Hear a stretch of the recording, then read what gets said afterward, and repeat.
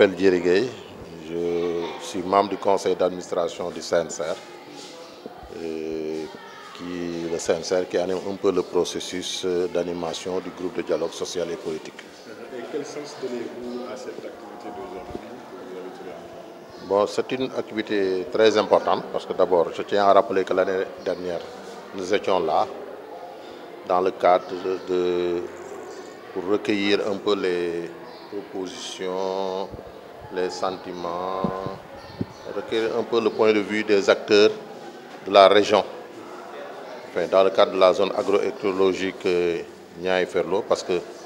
dans le cadre de ce recueil de propositions, nous avons fait les 6 zones agroécologiques. On était là l'année dernière pour recueillir un peu les propositions qui allaient un peu être intégrées dans le cadre du PNIESAM. Parce que je rappelle que le groupe de dialogue social et politique ne peut pas seulement être à la fin du processus, il peut participer à toutes les étapes du processus, à l'étape d'initiation, à l'étape de recueillir les points clés des acteurs au niveau de la formulation, la mise en œuvre, de veiller sur la mise en œuvre et enfin de participer à l'évaluation des politiques publiques, notamment le PNIESAM. Donc c'est ce groupe dialogue qui est venu aujourd'hui, pour restituer d'abord le travail qui a été fait l'année dernière. Ensuite, dans le cadre de ce même, du prolongement de ce travail, que les acteurs ont senti que quand même avoir un GDSP au niveau national, c'est bien, mais ce n'est pas suffisant. Et qu'il fallait en fait faire des GDSP au niveau local pour être beaucoup plus proche des acteurs et ensuite que l'appropriation se fasse au niveau local. C'est dans ce sens que les partenaires ont appuyé pour un peu identifier 4 régions pilotes qui pourraient un peu porter le test de mise en place de GDSP locaux. C'est pourquoi qu'aujourd'hui, tout le comité national, technique et politique s'est mobilisé pour venir ici à la région de Louga, qui est la porte d'entrée dans le cadre de la mise en place un peu des GDSP locaux.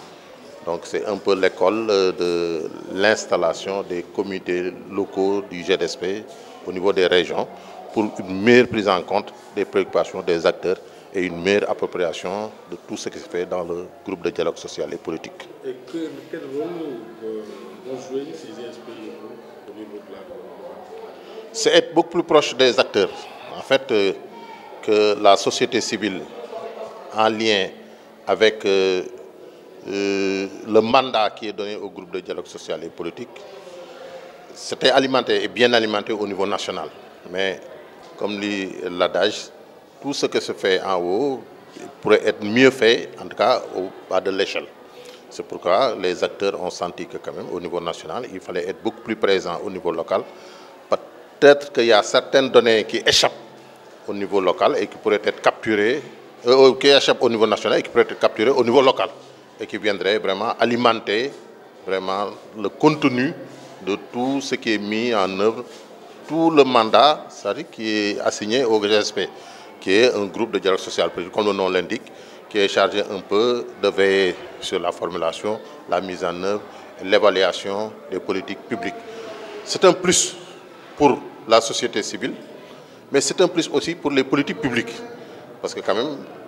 la puissance publique verrait bien ses résultats avoir, ses actions, ses interventions avoir un résultat positif au niveau acteur local. Donc le GDSP est un peu l'outil qui est l'acteur qui puisse aider un peu la puissance publique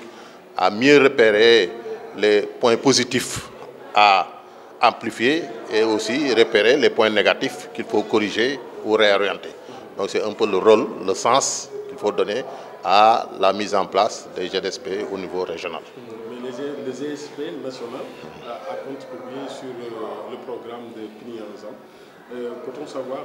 votre contribution, les grandes lignes de votre contribution? Non, il y a 4 grandes lignes. D'abord, renforcer la base productive, la gouvernance de tout ce qui se fait au niveau politique publique, et ensuite l'intégration du genre, les jeunes et les femmes notamment, mais surtout l'animation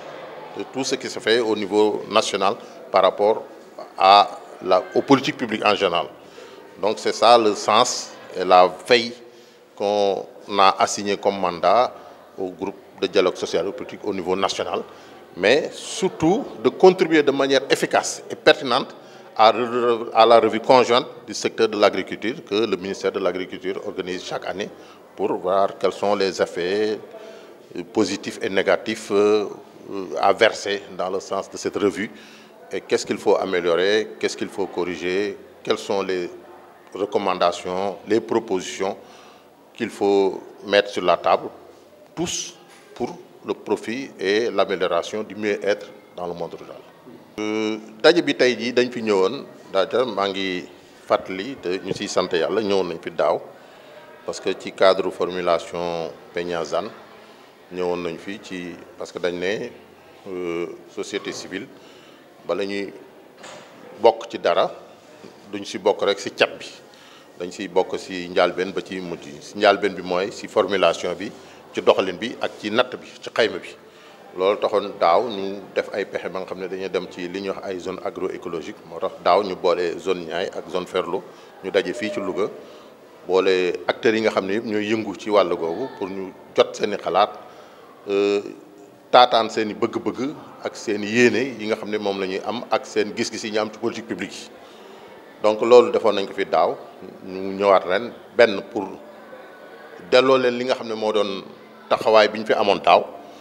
ensuite wax aussi li nga xam ne moom la ñu bëgg a def ci li ñuy tuddee GDSP local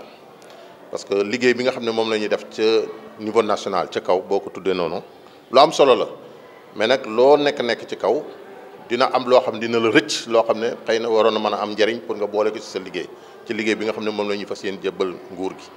looloo tax ñu dimbalu partenaires yi ñu ne nañu installer ay GDSP au niveau régional ñu repéré woon si ñeenti région yoo xam ne dañ ne dañ fay installer ay groupe de dialogue social et politique pour que dëgg bëgg askan wi bëgg acteurs yi nga xam ne ñoo nekk dans le développement rural la société civile en général ñu mën a repérer li nga xam ne mooy seen taxawaay seen gis-gis au niveau régional d'abord pour que yi nga xam ne daana rëcc au niveau national ñu mën koo saytu au niveau régional pour mën koo boole ci liggéey boobu donc loolu mooy sababu daje bi tey muy daje bu am solo nga xam ne ñëpp ñoo ko bokk parce que loolu sax nguur gi loolu dafay gën a jox jëmm ay jéegoom parce que boo nekkee kilifa di def dara ci gox da nga bëgg loolu moo am njariñ ci askan wi te am na si yoo xamante ni xëy na bu la soree trop mën na rëcc mais bu fekkee dafa am ñu koy taxawoo ci niveau région bi di ko bàyyi xel di ko jox gëdd dina tax ba li ngay def gën a am jeexital ci ñi nga xam ne ñoom nga koy defal loolu mooy taxawaay ñi nga xam ne vraiment ñoo fi ñëw tey vraiment ñu seq ak région bi. léegi GSP local yooyu nag wax locaux yooyu nag ban taxawaay la ñuy am. waaw ci ñuy intervenir seen taxawaay bi ñu am mooy comme GSP li ma amoon au niveau national rek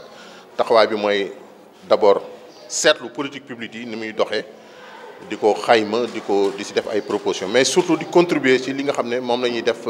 at bu jot ñu di ko def ñu di ko tuddee ci tubaab la revue conjointe du secteur de l'agriculture maanaam lépp loo xamante ni mbay la sàmm nat ñu tudd ko agriculture au grand A li nga xam ne lépp moo koy doxal te mu am njariñ ci askan wi